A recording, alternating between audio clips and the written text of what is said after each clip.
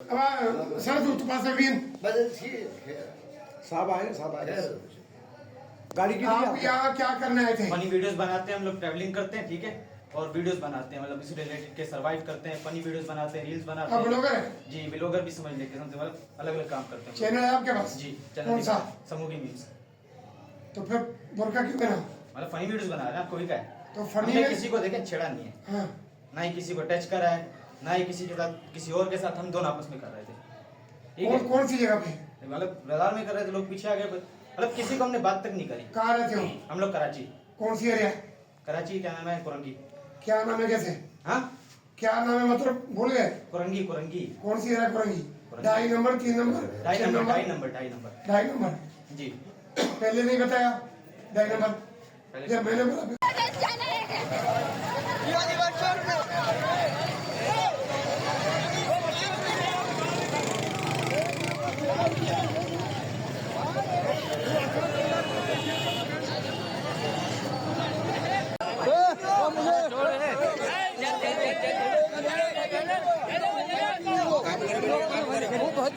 यार